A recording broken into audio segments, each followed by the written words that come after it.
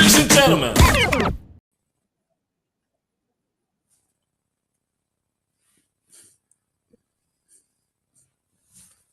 Hi guys, how are you? Good. How are you? Good. Very good, very good. We've just met each other. We haven't met each other before. What an absolute delight, I have to say. Lots of fun recording your little promo extra. There's probably at least a DVD's worth of bloopers in it, which I will release at the end. We'll edit it all together. We're really excited to have you and the rest of your team visit us in Liverpool. So thank you so much.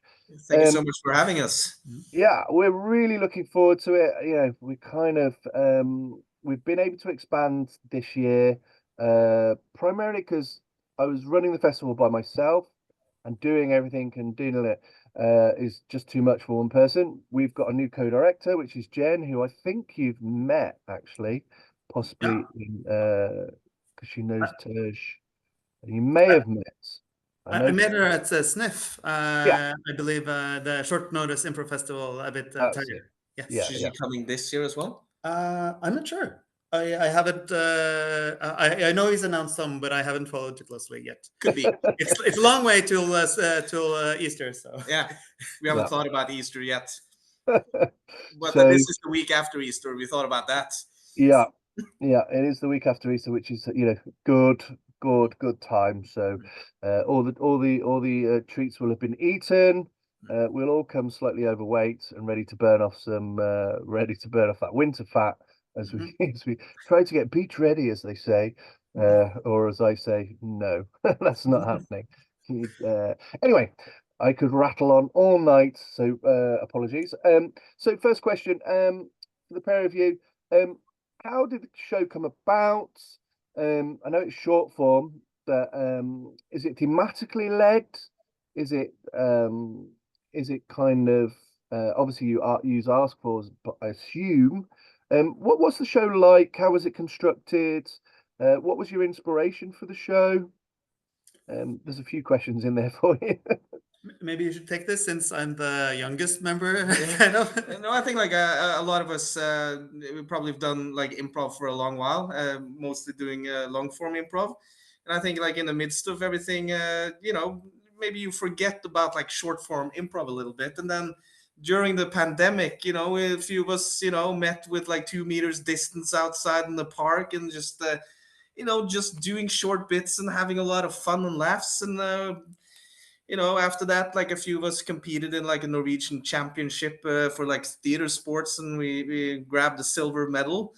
And then, it was a good gang. And then we also met Magnus here. And then, so we competed a little. We rounded up a good crew.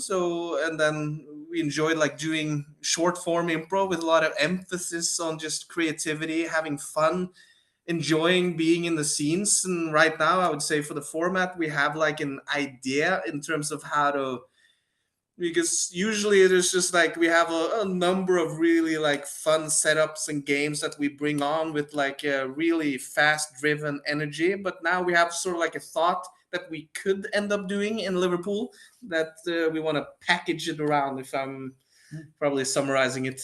Yeah, I think like also like a lot of improv competitions and like really to me like what I really like about our style is that we really focus on keeping the flow, not like not grinding to a halt whenever like between the games and stuff. And to do that, we're like working on essentially how to do that. And this year we are. Should we talk like we should probably. The idea is to do like a director's cut. Essentially, we are the scenes the directors would want to talk about in the second DVD of the movie the audience just watched.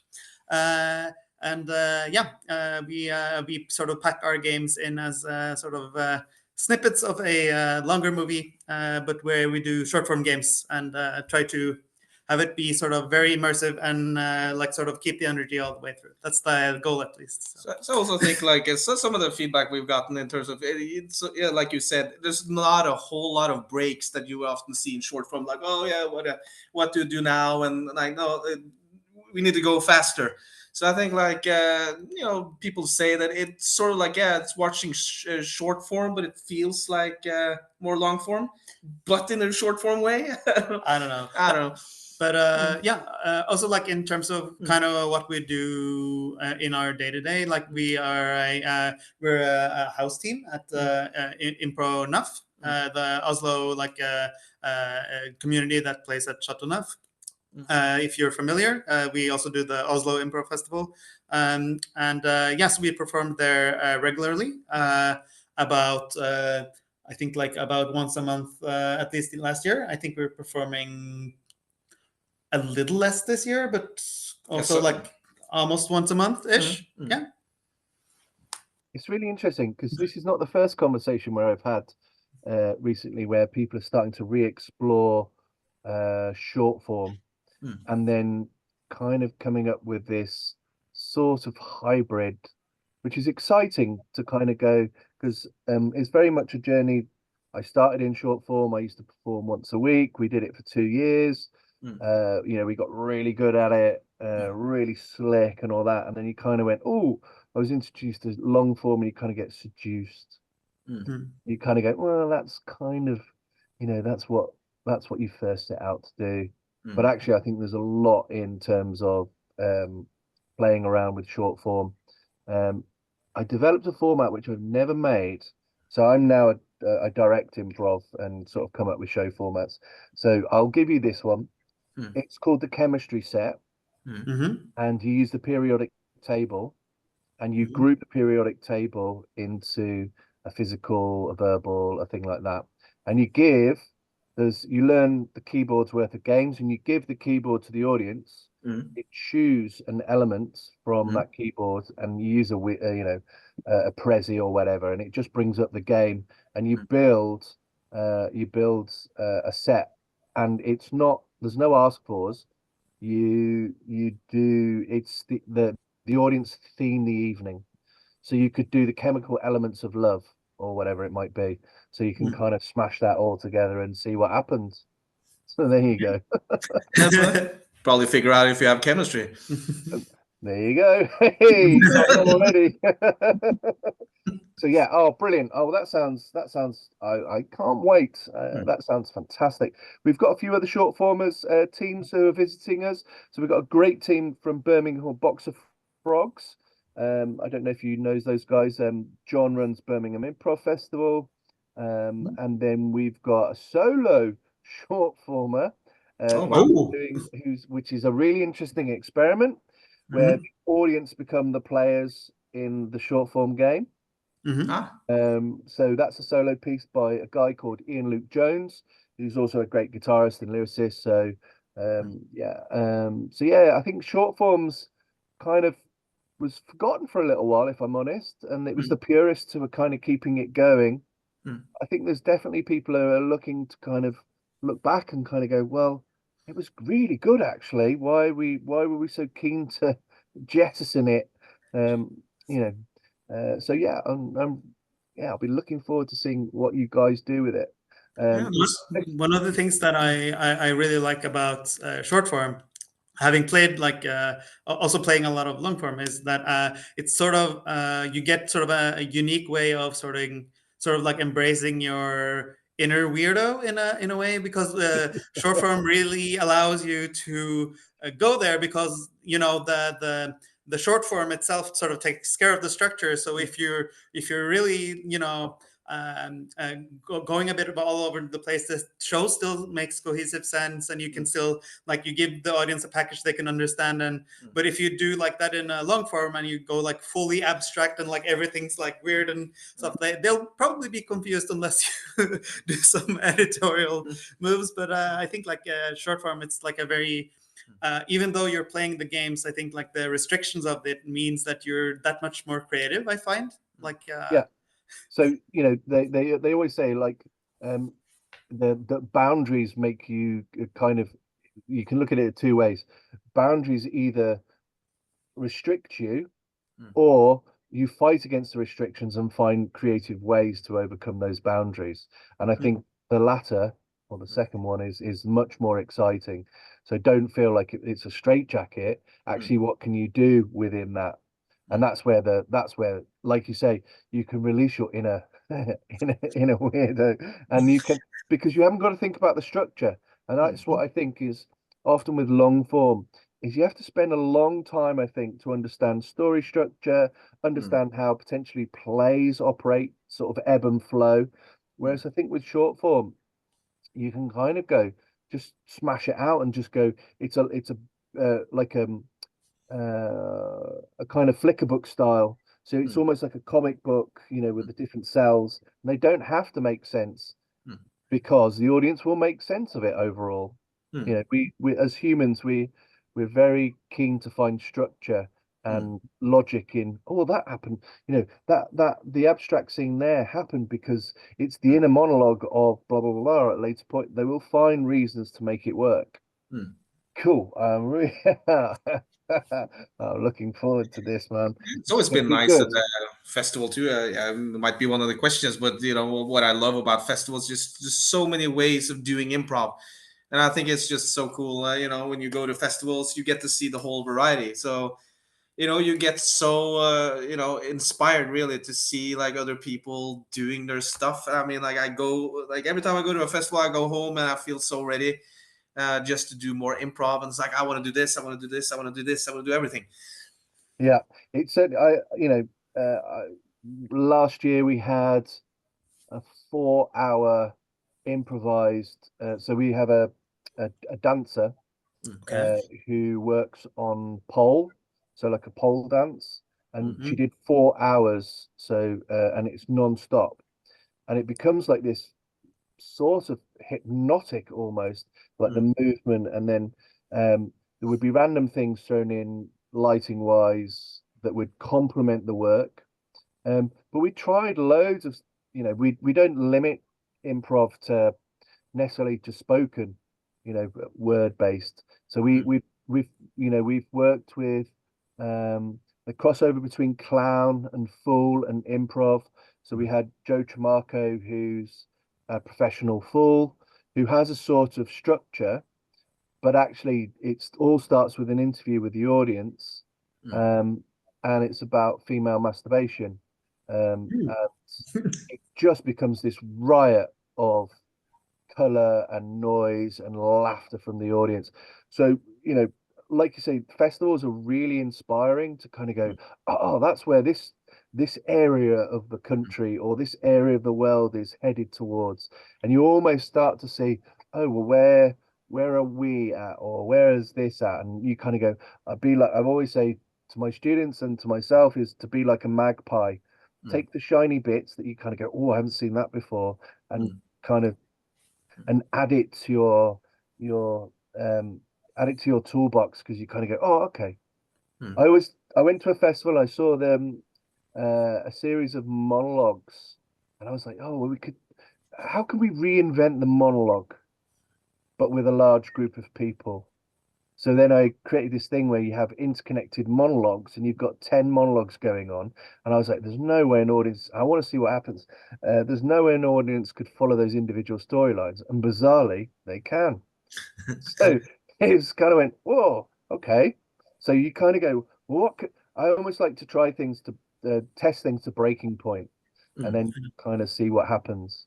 But, improv is a big experiment, and it should be thought of in that manner. So talking of inspiration, what outside of improv or within improv, what's inspired you this year in 24-25? What's the thing where you've kind of gone, oh my God, I saw the most amazing painting, or I saw this short film, or what's the thing that's got, or I watched my team score this amazing goal? What's inspired you this year? I can start if you need some time to think. So to me, I listen to a lot of podcasts, and a lot of the podcasts, since I do improv, tend to be about either comedy or improv. And what sort of inspires me a lot is how much they manage to do with just the verbal or like auditive element of doing improv or scenes without having physicality or that inspires me a lot.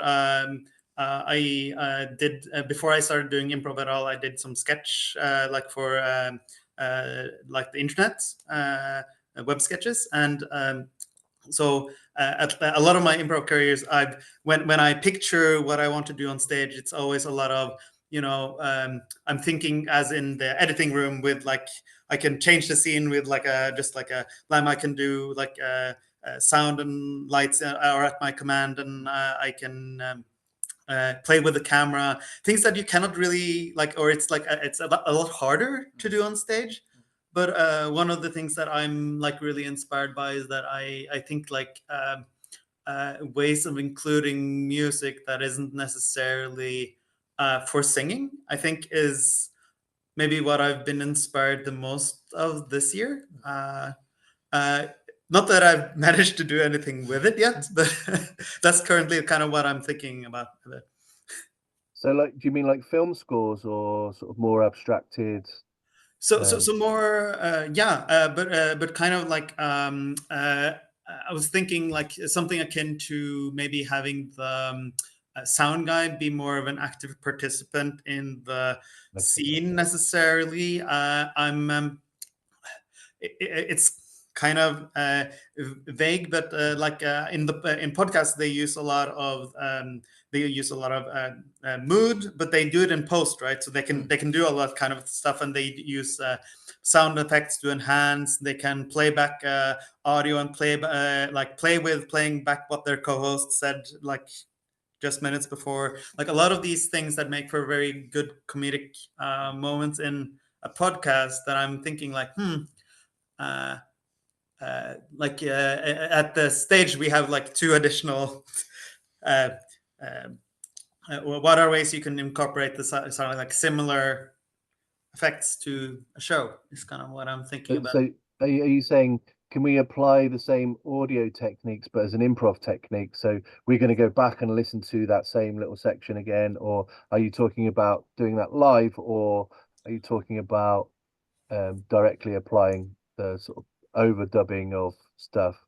I'm thinking maybe like similar to how you maybe have like a technician in a recording booth. If the audience and show is being recorded, and you can have the technician be sort of like a live participant of the show and sort of play back either on some sort of screen or audio of the performers as like sort of as an active participant in the scenes going on. Kind of. Yeah. Kind of where my head's at right now. Yeah.